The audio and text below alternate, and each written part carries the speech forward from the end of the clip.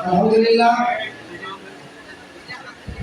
সমস্ত প্রশংসা সেই মহান রব্বুল আলামিনের জন্য, যে মহান রব্বুল আলামিন আমাদেরকে জোহরের নামাজের পর থেকে আলিম পরীক্ষার্থী 2026-এর অনুষ্ঠানে উপস্থিত হয়ে দু একটি কথা বলার এবং শোনার জন্য সুযোগ দান করলেন।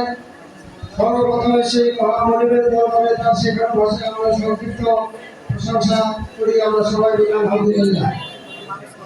গতকাল প্রিয় হাবিব সাইয়্যিদুল মুরসালিন রাহমাতুল্লিল আলামিন সেই মহামনিবের প্রতি অগণিত দরুদ সালাম আমরা সবাই সংক্ষিপ্ত দরুদ সভাপতি সাল্লাল্লাহু আলাইহি ওয়াসাল্লাম।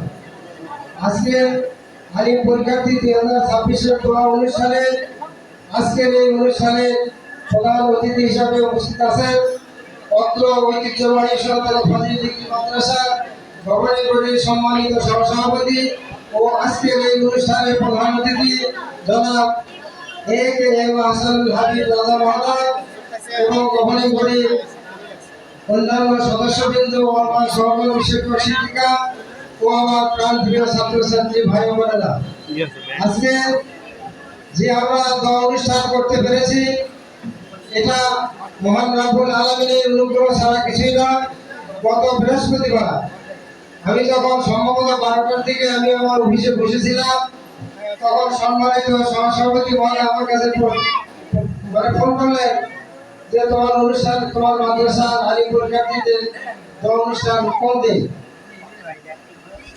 আমি জানি যে বিগত দিনে বিগত বছরে ধারাবাহিকভাবে দাখিল পরীক্ষার্থীদের অনুষ্ঠান হয়ে থাকে, কিন্তু আলিমে কোনো বছর ছাত্রদের উৎসাহ উদ্দীপনার কারণে অনুষ্ঠান হয়, আবার কোনো বছর ছাত্রদের যদি আগ্রহ কম থাকে তাহলে সেই বছর হয় না।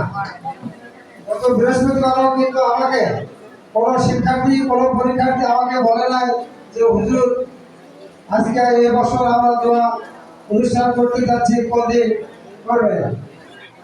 তারা আমাকে না বলার কারণে আমি সম্মানিত সহসভাপতি মহোদয়কে বললাম এ পর্যন্ত যেহেতু ছাত্ররা আমাকে বলে নাই, যদি আমাকে বলতো তাহলে তো অবশ্যই আমি আপনার স্বর্ণপূর্ণ হতাম এবং আপনার কাছ থেকে 3 তারিখ ধার্য করে নিতাম। যখন আমাকে এই কথা বললেন তৎক্ষণাৎ আমি আমার শিক্ষক শিক্ষিকা মহোদয়কে একত্র করে আমি একটা আলোচনা মত বিনিময় করলাম। সেখানে যেহেতু আমাকে সহসভাপতি মহোদয় ফোন দিয়েছে, আমার তো দায়িত্ব কর্তব্য এই অনুষ্ঠানটি যে করেই হোক আমাকে পালন করতে হবে। তাই সেই দিন সকল শিক্ষক শিক্ষিকার সমন্বয়ে মিটিং করে আমরা সিদ্ধান্ত দিলাম যে যেহেতু বিগত দিনে আমাদের মাদ্রাসা থেকে পরীক্ষার্থীদের কাছে স্বচ্ছ ব্যাগ, কলম, স্কেল এবং একটা পরীক্ষার রুটিন আমরা দিয়ে থাকি, সেই ধারাবাহিকতায় সেই আলোকে আমি তৎক্ষণাৎ আতাউর স্যারকে বললাম তোমার দায়িত্ব হলো কিন্তু আগামী দিন স্বচ্ছ রুটিন এবং একটা কলম এবং একটা স্কেল